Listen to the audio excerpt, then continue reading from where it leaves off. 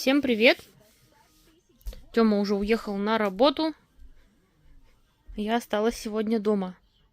Барсик спит. Боня внизу скулит. Какие-то непонятные мошки, букашки. Он здесь валяется.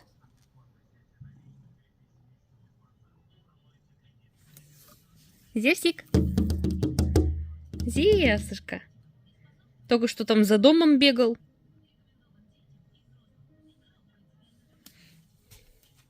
Мурчалочка. Пришел с прогулки, где-то там спал, опять на улице в опилках. Мурчалка. Кто спрашивал про стекло, почему треснуло стекло? Потому что Тёма вот эти вот чопики, когда вставлял, тут чопики такие вообще еле высунешь, еле вставишь. И он прям кьянкой долбанул нечаянно по стеклу. Ну ничего страшного, оно меняется. Придется купить. Так, кстати, вот про камин-то я не говорила в прошлых роликах. Мы камин-то принесли на второй этаж. Кто думает, что вот он так и останется, нет. Он потом обошьется огнеупорными плитами. Потом там будет еще много-много-много всего. И под покраску, может быть, какую-то декоративку сделаем. То есть вот это все, что вы видите, это все скроется. Будет видна только одна дверца. А то некоторые думают, что вот он так и будет стоять. Нет, он туда ближе к стене сдвинется, весь там все обошьется. То есть из камина видно только будет дверцу. И еще для тех, кто говорит, что внизу камин надо ставить. У нас нету, понимаете, нету места для камина внизу. Так что все, будет он стоять здесь в любом случае. Мы вниз хотим какую-нибудь печку купить, чтобы узенькую такую поставить. Как раз на кухне, в принципе, для узкой можно место выделить. Этому камину в комнате, которая внизу, нету места. На кухне нету. Так что не надо по 100 раз писать про это. То я всем не могу же ответить. Вот мама еще дала такие шторы. Это еще бабушкины шторы. Там вот раньше, когда я с бабушкой в комнате жила, у нас вот такие шторы висели. Так что вот пока что сюда повешу. Принесла вот такую веревку бельевую, на нее сейчас одену. И еще дала тоже вот комплект новый. Скатерть. И каждому, кто в гости приходит, допустим, каждому дать полотенышко. Такое же, как скатерть. Забыла, как называется комплект. Мама как-то сказала, я забыла. Вот. Сейчас, ладно, сейчас разберусь со шторами. Хотя бы хоть как-то, чтобы вечером занавеситься. А то все равно даже сквозь шторы все просвечивает. Ой, сквозь тюль. Во. Повесила. Вообще отлично. Длинноватые, но ничего страшного. Пусть на полу лежат. Не мешает. Посередине закрепила на степлер. На скобы, точнее. И по бокам. Все, зато ничего не видно будет с улицы. А у нас тут теперь вот такая тумбочка, кстати, стоит. Там места для хранения так много. Я пока что просто дверцы повесила. Надо с шуруповертом будет закрутить. Можно постельное белье, кстати, сюда все приносить. Здесь и гладильную доску поставить, утюг притащить, белье гладить, потом раскладывать по полочкам. Это... Опс, тихо, не падать. Для бутылок, наверное, да? Бутылки ставить, но можно ее убрать, деревяшку эту. Фирма. А сюда, допустим, маленькие какие-нибудь полотенышки складывать. Что-нибудь придумаю. Пора мне опять намыть свою кастрюльку. Видите, во что она превращается со временем. Отмываю я с помощью вот этого отличного средства Wow Clean. Это какое-то чудо чудное. Заливаем 1 литр кипятка. На 1 литр 1 мерная ложка. И пошла реакция. И ждем 10 минут. Грязь отходит прямо на глазах. Тереть даже не нужно. А еще и он экологичный, не содержит хлора, безопасен для септиков. Можно стирать детские вещи, цветное белье, мебель, ковры чистить. А как вам такое до и после? Кастрюлька как новая. То же самое сделаем и с тарелочками. Такая вот сейчас посуда у нас. Опускаем. Прошло 10 минут, достанем, посмотрим. Вы посмотрите на это. Мне даже тереть ничего не пришлось. Не зря это средство называют Вау Клин. Идеально чистая посуда. Я ее просто сполоснула водой. Как новая, с магазина. До и после. Ну все, пошла еще по Вау Клиню. Хочу еще также замочить лоток от стиральной машины. Опускаем его. Ждем 10 минут. Но при сильных загрязнениях можно и прибавить время. А вот такой результат после. У меня есть очень грязное полотенце. Пятна, которые не отстирываются. Не знаю, в чем мы их запачкали. Особенно вот это. Сейчас все отстираем. Все то же самое. Заливаю 2 литра воды сюда. 2 ложки пятновыводителя. Опускаем сюда наши грязнющие полотенца.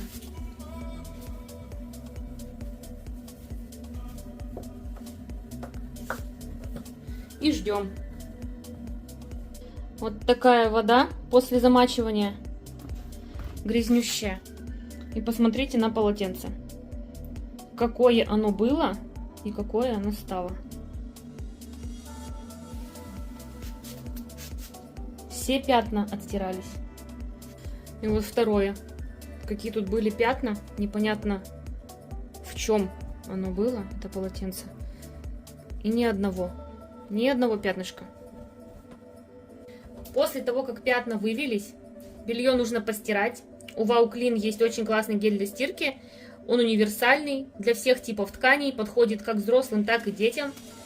Бережно стирает, не деформируя ткань и не меняет цвет. Защищает также машинку от налетов и обладает антистатическим свойством. Но только посмотрите, какой вот он густой. Очень экономичный, за счет сильной концентрации очень долго расходуется. По цене получается очень выгодно. 5 литров хватит до 200 стирок. Закидываем полотенце. У меня там как раз светлые вещи, которые нужно постирать. Гель этот очень эффективный, результат хороший после стирки. У него активная формула, которая неплохо борется с загрязнениями. Также и экологичный, состоит из натуральных компонентов, даже запах на основе эфирных масел. Достала я уже вещи из стиральной машины. Ребята, как они приятно пахнут. Это даже никакой кондиционер не нужен. Пятна вывел, постирал. Это идеальный тандем для стирки. И сейчас, кстати, на гель и порошок идет акция. Я покупала на 150 рублей дороже. Так что торопитесь. Ссылочка в описании под видео. Но я тут решила приготовить булгур. Купить-то я его уже купила давненько, но все еще не готовила. Вот сейчас обжарила на растительном масле, чтобы вся крупа в масле была. И сейчас соотношение 1 к 2. 2 стакана воды на 1 стакан крупы. Буду варить под закрытой крышкой минут 15. Ну, пока вода вся не стратится. Да что такое-то? Что-то подглючивает. Ой, все.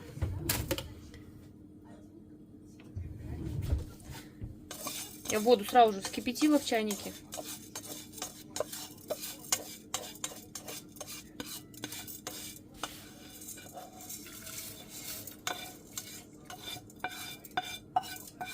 Интересно.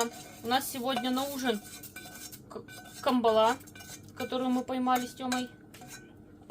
Поэтому посмотрела в интернете, булгур можно и с мясом, и с рыбой, и совсем с чем угодно. Сейчас посолить еще надо. Главное не переборщить. И все, крышкой закрываю. И на медленном огне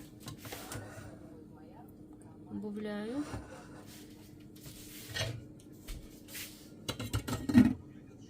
Все, варим. Рыбу сегодня достала уже. Вот такая вот рыбка сегодня у нас. Недавно только поймали. Булгур сварила. Такой вот рассыпчатый. Вкусно, кстати. Необычно вкусно. И камбалу. Я, кстати, достала еще камбалу, потому что что-то одной рыбки маловато. Достала еще две, поменьше уже. И как раз этого достаточно. Тут еще и с икоркой. Икру убирать не стала. Сейчас обжариваю лук. Лук обжариваю для того, чтобы убрать вот этот запах, который привкус у камбалы есть. Такой как немного горьковатый. Поэтому есть такой способ убрать его. Обжарить сначала лук на этом масле, а потом уже жарить камбалу. Камбалу я тоже чищу, убираю вот эту черную кожицу. Жарю без нее. Уже поперчила, посолила. Сейчас обваляю в муке и буду обжаривать. Лук сильно пережаривать не нужно. Такой слегка золотистый цвет, и можно убирать. Ну вот и все. Готовится очень быстро. Потом вилочкой поддеваешь. И одно филе. Удобно очень кушать ее, потому что одна косточка всего лишь посередине. Лучок. Булгурчик. Такой сегодня ужин. У меня тут перчик острый растет. Сначала один только был, потом смотрю и второй, и третий. В этом стакане тоже 3. Но мне столько не надо. Посмотрю самые такие крупненькие, которые будут. Интересненько будет. Вырастет, не вырастет, чего? Боня? Что там увидела? Острый перчик. Достала баночку огурчиков со второй партии. 4-ю банку уже открываю. У нас так и до Нового года ничего не останется. Еще, кстати, вот мед, который у нас с сотами-то вместе. Перемешку я же его буду на медовик использовать. Вот. И мама попросила сделать медовичок ей. Поэтому я завтра буду делать медовик. И вот как раз этот мед у меня туда и пойдет. У нас еще одна банка с сотами есть. Тёма сказал, этот мед можешь использовать на медовики. А то просто он там себе заказывал. Я-то мед не люблю. И так бывает в чай иногда добавлю. В основном как бы я его не ем. А Тёма прям ложками его ест. Вот заказывает в интернете хороший прям мед, там такой недешевый. Вот, а этот заказал, решил с сотами. И в итоге мы так прямо с сотами и переложили в банки. Так что будет на медовик. У меня тут остатки крабового салата. Сейчас доем с огурчиком и с рыбкой. Приготовить хочу сегодня профитроли. Нужно здесь смешать в стакане 120 мл воды.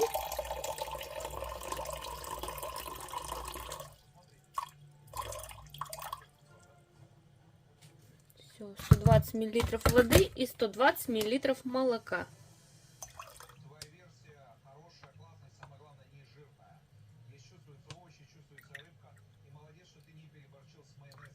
Так. 240. В сотейничке.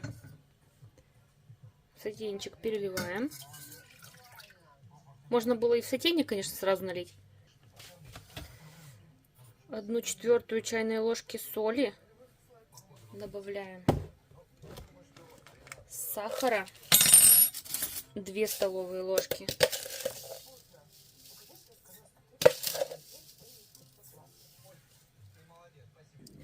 И сливочное масло 120 грамм.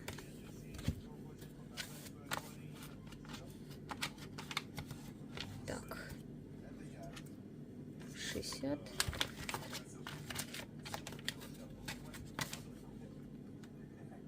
И еще немножко. И еще немножко. Ну все, нормально. Теперь доводим эту смесь до кипения, помешивая. Подготовила 125 грамм муки. Сейчас, когда закипит, буду добавлять. Кстати, кастрюлька такая, смотрите, хорошенькая. И крышечка у нее тоже с дырочками идет. С мелкими и широкими. Подготовила 125 грамм муки. Сейчас буду сюда добавлять, когда закипит. Кастрюлька такая хорошенькая. У нее еще крышечка со сливом. Там мне вот маме недавно ездила в гости, так она мне кастрюльку отдала. Такая хорошенькая. У меня маленькой такой нету. Я говорю, ну давай как раз кашу варить. А то я кашу варю в таком как сотейничке, а он с эмалью. И постоянно каша пригорает. В этой вообще отлично. Начинает закипать. Добавляем муку. И помешивая буквально там 2-3 минутки, пока не начнет от стенок отлетать тесто.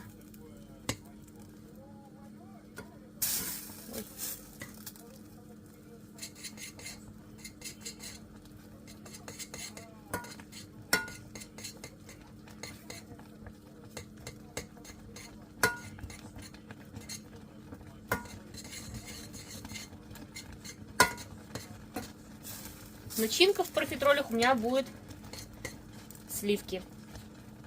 Сливки и сахарная пудра.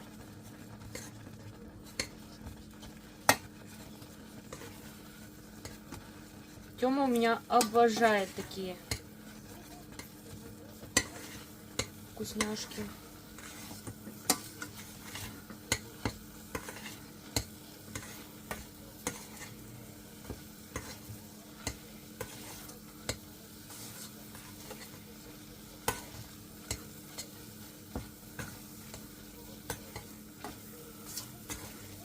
Ну, все, в принципе, от стенок отлетает. Теперь надо остудить до комнатной температуры. Все, выключаю.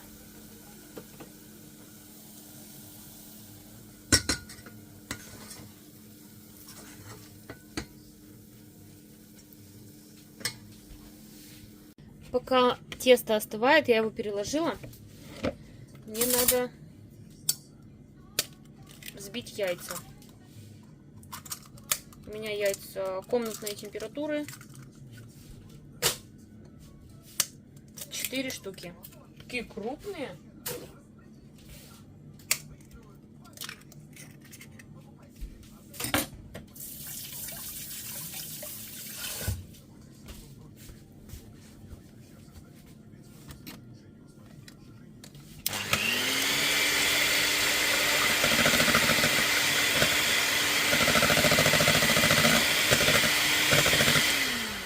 Все, достаточно. Вроде как подостыло. Сейчас на минимальной скорости буду взбивать и потихонечку добавлять яйца.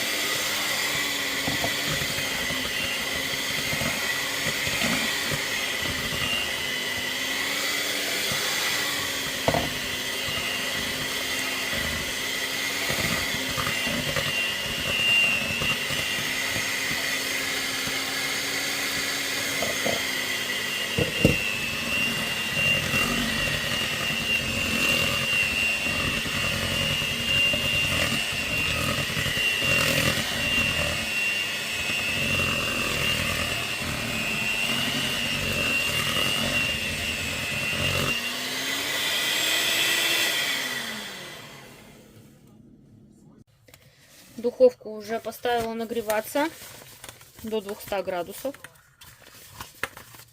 Так, сейчас надо в кондитерский мешок переложить тесто.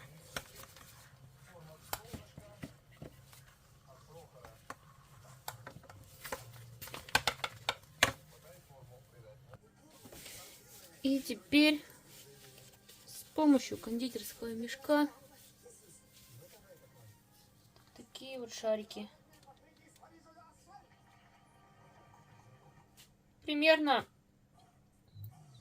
33 сантиметра. И между ними тоже примерно 2-3 сантиметра надо оставлять.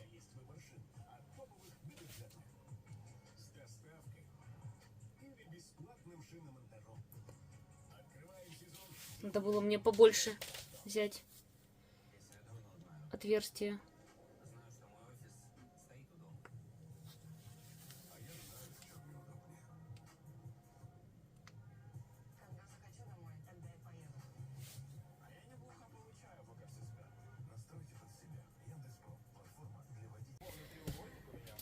Надо было мне все-таки через большую делать.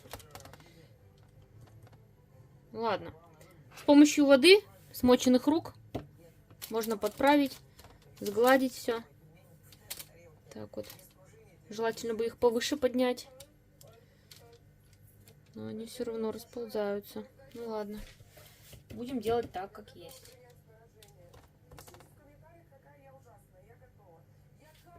Все, отправляю в духовку минут на 30-35. Пока там готовится, подготовлю крем. Для крема нужна сахарная пудра 3 столовые ложки и сливки для взбивания 33% 250 грамм. Вот этой упаковки достаточно. Купила в магните ее. 179 рублей. Так.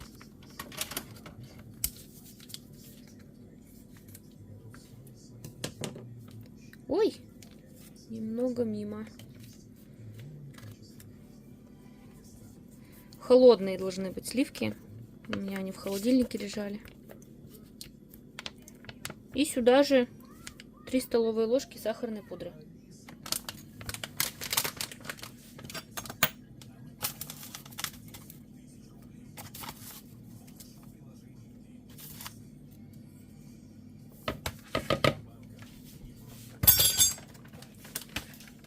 Взбиваю миксером до пышной пены.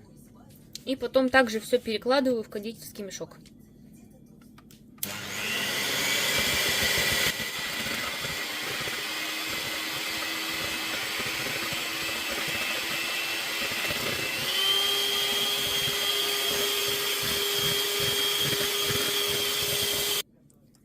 Готово. Все, никуда не падает. Я, наверное, пока что уберу в холодильник. Пусть постоит лучше там. Охладится после взбивания. Ну, вот как-то так это выглядит. Я не стала сливки в кондитерский мешок засовывать, потому что я просто разрезала профитроль напополам и лопаткой положила сливки. Все, думаю, зачем мне мешок пачкать снова? Единственное, что они у меня опустились. Из-за того, что я духовку резко открыла, они опустились. Не такие воздушные, как я хотела. Но очень вкусные. Я уже один сточила. Вкуснотища. Прям во рту тает.